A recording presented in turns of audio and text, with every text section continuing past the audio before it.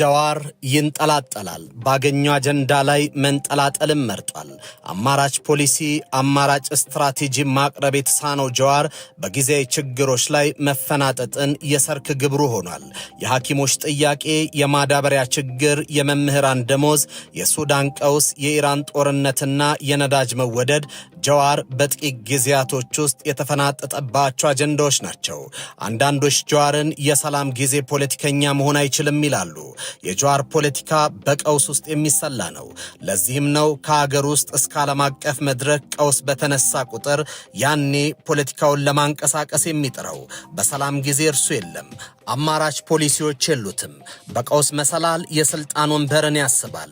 በዲጂታል ሚዲያው በሺህ ኪሎ ሜትሮች ርቆ ትግልን ለመምራት የሞከረበት ጥረቱ ስኬታማ አይደለም። ዲጂታል ዓለሙ መሬት ላይ ያለውን እውነት አይቀይረውም። የላይክና ኮሜንት ብዛት መሬት ላይ አይመነዘርም። ጀዋር ግን አያቆምም፣ ይጥራል። አሜሪካና እስራኤል ኢራን ላይ ያወጁትን ጦርነትን ተፈናጧል።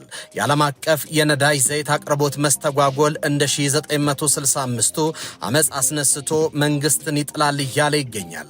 ጥያቄው አብዮቱ ጃንሆይን ጥሎ ማንን ስልጣን ላይ ያነበረ ብለን ብንጠይቀው ብቻ መንግስት ይውደቅና የሚሆነውን እናያለን ወይም ህዝባዊ የሽግግር መንግስት ይቋቋማል የሚል ያን ትውልድ የብደት ስሌት ከማስተጋባት ውጪ ሌላ መልስ የለውም ሲሉ ተንታኞች ይሟገታሉ። ያ ትውልድ ከውጪ በገባ አብዮት ኢምፖርትድ ሪቮሉሽን ጃንሆይን ቢጥልም የመጨረሻው ግብ መቆጣጠርን አልቻለም።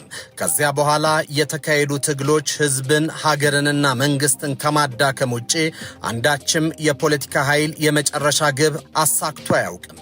የማሳካት አቅምም የለውም። አሁንም እንደዛው ያው ተመሳሳይ መንገድ ነው ባሉበት መርገጥ። ጀዋር በሱዳን ጦርነት ውስጥ ገብቷል። ጀዋር ግብፅና አልቡርሃንን ደግፎ ከኢትዮጵያ ፍላጎት በተቃራኒ ቆሟል። መንግስት ግብፅ የምትነዳውን አልቡርሃንን ለምን ተቃወመ ብሎ ተነስቷል።